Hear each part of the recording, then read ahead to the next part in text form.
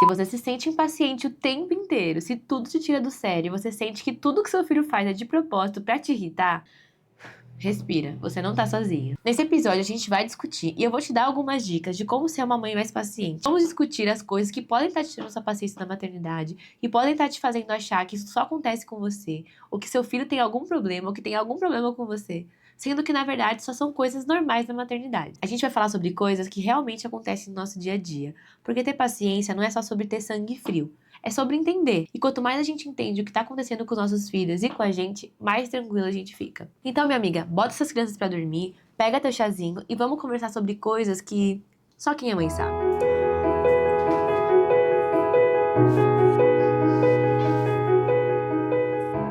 Cara, se eu ganhasse 1 centavo a cada vez que eu escutasse de alguém, nossa, como você tem paciência com as crianças, eu já estaria milionária. E eu realmente me considero uma mãe paciente. Mas isso não significa que eu não tenha meus momentos de surto, não.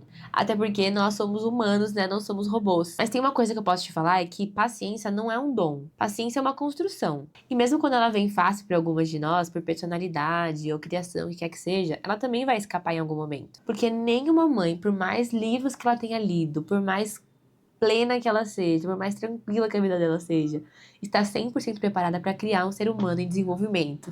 E quem já passou pela fase dos 2, 3 anos vai confirmar isso pra mim. A gente vai falar sobre aquelas coisas que tiram a nossa paz no dia a dia. E a gente vai tentar entender o porquê que elas acontecem e como que a gente pode fazer para ficar um pouco mais tranquila durante esse processo. Então, se você tá assistindo no YouTube, já vai deixando o seu like, vai se inscrevendo aqui no canal, assiste os outros episódios. Se você tá no Spotify, também se inscreva aqui, comece a seguir, dê 5 estrelinhas lá no final. Isso vai me ajudar muito e a gente vai conseguir espalhar a palavra da paciência para as outras mães. Agora deixa eu contar minha história para vocês.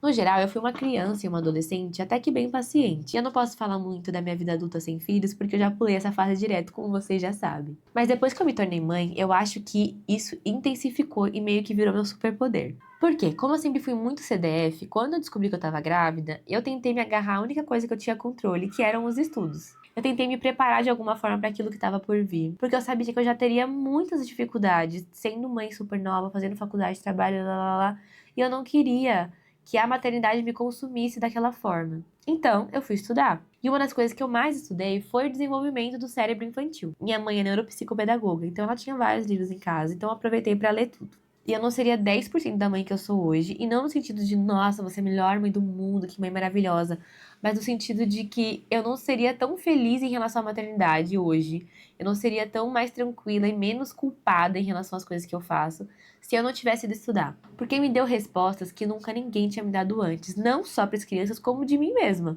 Me ajudou a entender que os comportamentos das crianças têm um motivo específico, e muitas vezes eles são científicos, e não coisas que eu tô fazendo errado ou que alguém tá fazendo errado.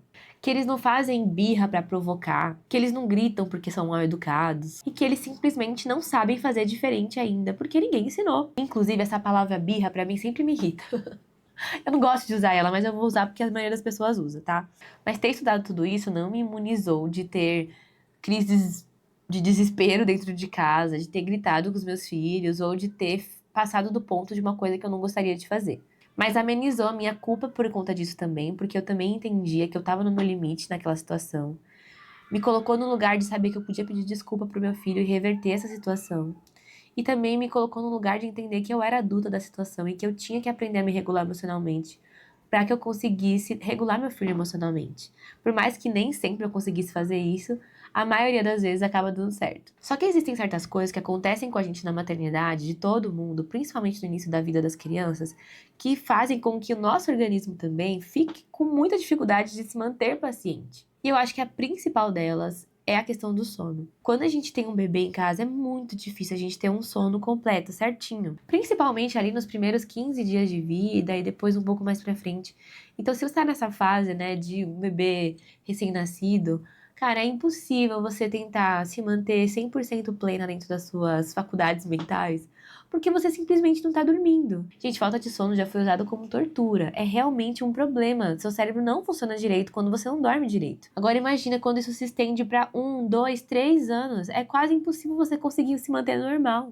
Ainda mais vivendo no mundo que a gente vive tão agitado, cheio de estímulos, com todas as coisas que a gente tem que fazer como mulher, como mãe, como profissional. Eu sei que é normal a gente se irritar. Além da falta de sono, a gente tem a questão de falta de rede de apoio, que a gente sabe que cada vez que passa o tempo, a gente tá tendo menos pessoas para ajudar a gente em relação aos nossos filhos, tendo que recorrer às escolas, a terceiros, até às telas, às vezes, como rede de apoio. A cobrança que a gente tem de ser uma mãe perfeita, principalmente da quantidade de conteúdo que a gente consome nas redes sociais, a quantidade de pessoas que a gente vê falando aí coisas que mães deveriam estar fazendo, deveriam estar prestando atenção, deveriam estar sendo, e a gente vai ficando naquela ansiedade de conseguir fazer tudo. E isso vai fazendo com que a gente fique impaciente também. Aí você tem uma criança que ainda tá desenvolvendo o cérebro dela e ela não dorme, ela te pede a mesma coisa 50 vezes, você tem que pedir 50 vezes pra ela a mesma coisa. Chega uma hora, você só quer abrir um buraco dentro da terra e sumir. Ou some, ou você coloca a criança dentro do buraco. E quando tudo isso acontece no mesmo dia, ou aquele dia da birra no mercado, né? Que todo mundo fica olhando pra você te julgando. Aí, nesses casos, gente, não é você que tá sem paciência, é só o mundo que tá sem estrutura pra conviver com uma mãe, pra entender as demandas que a gente tem dentro da maternidade, as demandas que é você criar um filho, né? E aí vem aquelas frases maravilhosas, né, horríveis que a gente escuta. Ele tá fazendo isso pra te testar. Nossa, mas ele é muito teimoso, né? Nossa, mas ele é muito birrento, né? Nossa, mas ele é muito mal educado, né? Aquelas coisas que a gente escuta de pessoas próximas. E essa é a pior coisa que você pode fazer com uma criança e como mãe, que é rotular o seu filho. Aquilo que a gente fala tem muito poder, principalmente na construção de autoestima das crianças. Então, quando a gente fala assim, ah, eu não sei mais o que fazer com você, porque você é muito teimoso, você é muito bagunceiro, você é muito isso, você é muito aquilo. Ou você fica pensando, cara, o problema é ele é teimoso, ele é bagunceiro, ele é isso e aquilo. Você vai criando essa crença limitante dentro da tua maternidade, dentro da criança, e isso vai desenvolvendo na criança uma verdade absoluta. E ele cresce achando que ele é bagunceiro, que ele é teimoso, que ele é isso, que ele é aquilo. E ele vai se tornando cada vez mais aquilo ali que você tá falando. O seu filho não está fazendo as coisas de propósito. Mas sim, ele tá te testando, mas não do jeito que você acha. Ele tá te testando porque crianças precisam testar as coisas.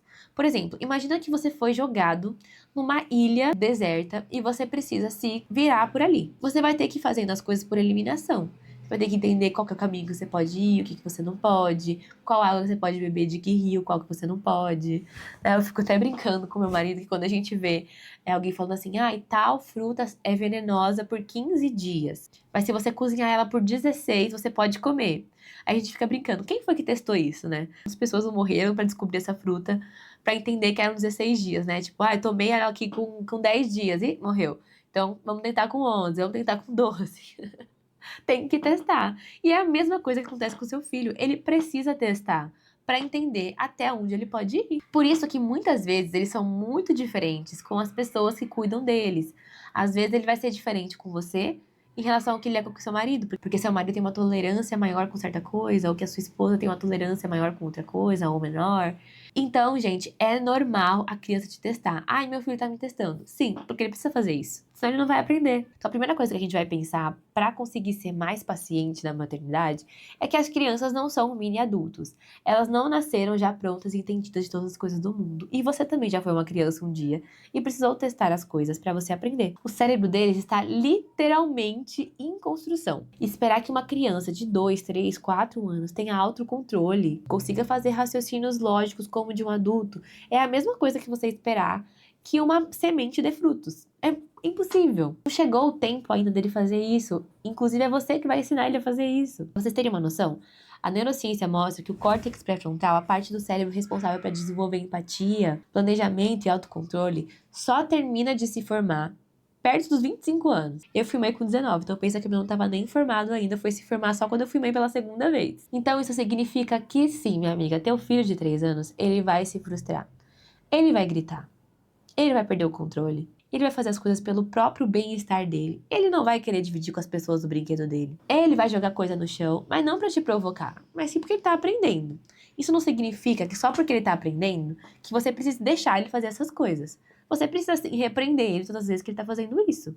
É normal falar não pro seu filho. É normal você explicar pra ele que não pode fazer. Inclusive, esse é seu trabalho. Tcharam! Mas quanto mais paciência você tiver, mais tranquilo vai ser esse processo pra você. E gritar com ele, bater, esbravejar, não vai fazer com que a criança aprenda mais rápido. Vai fazer só com que ela desenvolva traumas. Só que também, se você falar com paciência, não significa que seu filho vai aprender mais rápido. Isso é uma coisa que muita gente se engana. Quando a gente fala sobre ter paciência, sobre você ter autocontrole na maternidade, as pessoas acham que, tipo assim, ah, então só porque você faz isso, seu filho é um bebelozinho, é um mongezinho criança. Não, gente. A criança vai gritar, vai chorar do mesmo jeito. Mas você vai conseguir ver isso com mais tranquilidade. Você vai conseguir se regular. E fazendo isso, você vai ensinar ele a fazer também. Porque a coisa que a criança mais aprende é com exemplo. Pensa que eles demoram 2, 3 anos para começar a falar direito e entender o que você tá falando para eles. Imagina se eles dependessem do que você fala para aprender. Eles demorariam muito tempo mesmo, para andar, para aprender as cores, para fazer as coisas, mas eles aprendem por associação, eles aprendem olhando a gente fazer. E se essa é a primeira forma com que a criança aprende, é a forma com que o cérebro dela vai querer aprender sempre, por mais que ele aprenda na fala, ele vai estar sempre olhando primeiro a ação. Vocês estão conseguindo entender pra onde a gente tá indo com esse episódio? Então agora eu fiz um top 5 de coisas que mais me irritam na maternidade. Aí eu quero que vocês deixem nos comentários as coisas que te irritam também. E a gente vai conversando sobre o que a gente pode fazer pra melhorar isso. Então eu vou fazer o top 5 das minhas coisas e vou falar o que eu faço pra melhorar nessa situação, tá bom? Então top 1, sono quebrado e cansaço. Cara, o dia que eu não dormi bem, o dia que eu tô muito cansada com outras demandas da minha vida, é o dia que eu vou estar mais sem paciência com os meus filhos. É assim o dia que eu vou estar pronta pra explodir a minha casa. Número 2, ter que repetir a mesma coisa 1000 vezes. Tem uma coisa que o Gael faz que me irrita muito. A gente trocou de carro tem 1 ano mais ou menos. E a cadeirinha dele sempre ficava do lado do passageiro e a cadeirinha da Maia do lado do motorista. Sempre. Nada mudou. E todos os dias de manhã, quando eu levo ele pra escola, ou quando o marido leva ele pra escola, ou quando a gente vai entrar no carro, eu tenho que lembrar ele que a porta dele é a outra porta. Toda vez eu tenho que falar, filho, a sua porta é a outra porta. Filho, sua porta é outra porta. Filho, sua porta é outra porta. Cara, isso me irrita profundamente. Eu não consigo. E a Maia tá nessa fase de 2 anos, 3 anos, que eu literalmente tenho que falar as mesmas coisas pra ela todos os dias. Em situações diferentes, mas as mesmas coisas todos os dias. E isso pega aqui, ó, no fundo do meu âmago. Mas eu aprendi a lidar e logo conto pra vocês como. Número 3, gente, não está em ordem de coisas que eu odeio, tá? Só são as 3 coisas que eu mais odeio. As famosas birras, principalmente quando vem acompanhado de gritarias e jogação no chão. E tem gente que se irrita muito com o choro da criança, só simplesmente o choro. Quer já que a criança pare de chorar, quer fazer ela parar de chorar, por mais que às vezes ela tenha motivo pra chorar, as pessoas não conseguem lidar com crianças que choram. Eu não tenho esse problema com o choro. Tem até uma frase da minha pediatra que ela fala que é maravilhosa, que é: o choro é simplesmente uma demonstração de descontentamento. Seu filho não sabe te falar assim, mamãezinha querida, então, isso que você fez me machucou muito, não gostei. Cara, ele simplesmente chora. Porque foi a primeira coisa que ele aprendeu a fazer, literalmente, na vida dele. Então, depois que eu comecei a levar o choro como uma manifestação de descontentamento, eu comecei a me irritar menos com o choro em si. Então, a maioria das vezes, eu sempre acolho esse choro ou espero ele passar, quando é um choro que eu sei que não precisa de um acolhimento imediato. Por exemplo, putz, caiu no chão, ralou o joelho. Eu não vou ficar tipo assim, pronto, passou, para de chorar, ficar distraindo ele. Cara, tá doendo o joelho dele. Ele vai chorar porque o joelho dele tá doendo. Deixa a criança chorar. Eu pego no colo, vou passando, limpo o joelho, faço alguma coisa do dodói, abraço e tal.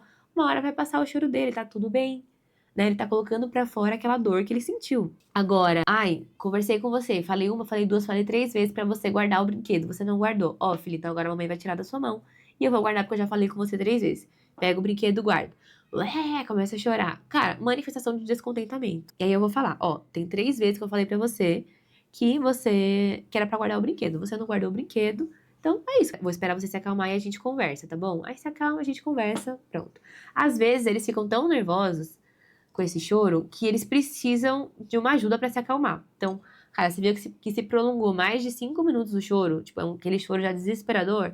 Aí eu vou lá, ó, você quer se acalmar? Vem aqui, dou um abraço, se acalmou. Ó, então agora já vamos conversar. Não vou te devolver o brinquedo, mas você entendeu por que a mamãe tirou? E é isso. Mas qual a diferença da birra, né? O que me tira a paz nesse lugar aí que as pessoas chamam de birra? É quando vem aquele choro que eles batem a cabeça no chão, que eles se jogam, que eles tacam as coisas longe. Ou principalmente quando esse choro vem em público. Porque, cara, por mais que a gente queira não ligar pro que os outros pensam, a gente se sente constrangido porque tá todo mundo ali esperando que você faça alguma coisa e você também não sabe o que fazer. Você sabe que se você tentar pegar ele vai se jogar no chão e ele pode se machucar. Então, esse momento, assim, que eu vejo que ele tá se machucando ou que eu tô meio que de mãos atadas ali na situação, eu fico bem irritada. Número 4, gritaria quando bate, quando morde. Cara, muitas vezes a gente se sente ofendido quando a criança bate na gente, né, morde. E aí é automático da gente ter irritação. Então isso é uma das coisas que ela me dá uma balançada, principalmente a questão da gritaria. Pega aqui, ó, no fundo do meu tímpano. E a Maia é uma criança que grita muito, então assim, tô tendo que desenvolver a paciência com ela nesse momento. Número 5 é quando eles ignoram a gente. Gente, isso daí, cara, eu prefiro enfrentar mil coisas do que isso. Tipo assim, quando você vai falando com eles, eles vão fingindo que não estão olhando. Vão fingindo que não estão olhando, aí dá vontade de falar, pelo amor de Deus, presta atenção no que eu tô falando. Isso me deixa muito irritada. Tudo isso, gente, é muito difícil. Eu imagino que não só pra mim, mas pra todas vocês. Mas faz parte do desenvolvimento de toda criança. Então, o que eu tento fazer é não ficar me sentindo culpada. E é pensar, cara, todas as mães passam pela mesma coisa que eu. Cada uma, né, dentro do seu limite, dentro das suas coisas, dentro da personalidade da criança. Mas todo mundo tá passando por isso. E ter um segundo filho só me reforçou isso também. Então, a principal coisa que a gente vai fazer, antes de eu falar outras coisas que eu faço, né, pra resolver cada uma dessas coisas específicas, é parar de se culpar por isso. Cara, não é culpa sua que teu filho grita. Não é culpa sua que teu filho bate. Claro, dentro da idade. Seu filho tem 10 anos, ele grita com você e bate, aí realmente já é um problema. Agora, se seu filho grita, bate com você e tem 2, 3 anos, completamente normal, certo? Então, a gente precisa se alinhar em relação à realidade e aquilo que é aceitável dentro de cada idade, né? Então, tem certas coisas que são aceitáveis dentro de certa idade. Depois de um tempo, você começa a entender, cara, está se prolongando, eu preciso ser mais firme, né, em relação a isso, mostrar que não pode, porque realmente já passou da hora, né? Meu filho de 7 anos, o Gael, eu já converso com ele. Toda vez que ele tenta chorar pra resolver alguma coisa que ele não gostou, né, tirando, tipo, tristeza, machucado, etc. Quando ele tenta resolver as coisas no choro, eu falo pra ele, cara, você já sabe falar com a mamãe, você já sabe desenvolver suas palavras. Então vamos conversar ao invés de chorar, porque chorando a gente não vai resolver nada. Então, diferente de como eu lido, por exemplo, com a Maia, que ela tá menor. Tô começando a ensinar ela que não precisa chorar, que ela precisa conversar. Mas eu entendo que o instinto dela inicialmente é de choro. Então, se sentir culpada pelo que tá acontecendo, não vai resolver o problema. Você tem que entender o que tá dentro do ok e o que não tá. Entender o que você pode ajustar ali. Agora vamos a algumas dicas práticas de como cultivar essa paciência para além da culpa. Não vai ser uma receita de bolo, mas são coisas que eu faço que me ajudam muito, que eu li em livros, artigos e coisas de profissionais. E testei na vida real, que é o mais importante. E que eu espero que ajude vocês também. A primeira coisa que parece muito boba, gente, mas é respirar fundo. Amiga, quando vem aquele negócio que sobe aquele sangue, respira. Respira, por mais que você demore um pouco pra reagir àquilo que aconteceu. Respira fundo antes de você tomar qualquer atitude. Nossa, Marília, mas que dica boba. Gente, muitas vezes a gente faz as coisas assim, ó, blum, blum, blum, blum, sem pensar, sem parar pra respirar. Respira, oxigena esse cérebro. Se lembra que você é adulto da relação. Se lembra por que aquilo tá acontecendo e haja. É muito melhor que você demore pra agir, mas seja mais assertiva do que você fazer as coisas por impulso, depois ter que consertar. Cria algumas frases, mantras pra você ir falando no momento que você tá muito nervosa. Eu gosto de ficar falando, ele não tá fazendo isso pra me provocar, ele não tá fazendo isso pra me provocar. Eu sou adulta da relação, eu sou adulta da relação. Ele não está contra mim, ele não está contra mim, ele tá só com dificuldade. Então vai criando frases aí. Você sabe que talvez você vá pensar o contrário, pra que você fique repetindo pra você e treinando seu cérebro também durante esse momento. Número 3, que eu já falei mais ou menos aqui pra vocês, que é entender o que a fase da criança e o comportamento dela naquele momento tá comunicando pra você. Então, o que a criança tá querendo te dizer com aquele choro? O que a criança tá querendo te dizer com aquilo que ela tá te mostrando? E tira o ego da frente, tá? Tipo assim, ai, nossa, ele tá querendo me provocar. Ele tá querendo fazer isso pra me atingir. Não, não tem nada a ver com você. Tenta entender o que realmente a criança tá querendo te falar com aquele comportamento dela. Outra coisa que eu gosto de fazer é dar pequenas pausas, nem que seja 1 minuto no banheiro. Gente, tipo assim, aconteceu uma coisa, eu olho pro meu marido e falo, eu preciso de 1 minuto. Principalmente no momento que eu tô mais, assim, estressada. Aí a gente faz aquele momento de substituição do futebol. Eu olho pro técnico e falo, cara, eu preciso de 1 minuto, porque agora, nesse exato momento, eu vou desmaiar de raiva. Então eu entro no banheiro, respiro. Se você tem alguém em casa que te ajuda, né, com as crianças, combinem entre vocês, né, esse rendimento. E se você não tem, normalize se trancar no banheiro e deixar a criança chorando batendo na porta. Às vezes é importante. Outra coisa que é, gente, extremamente importante.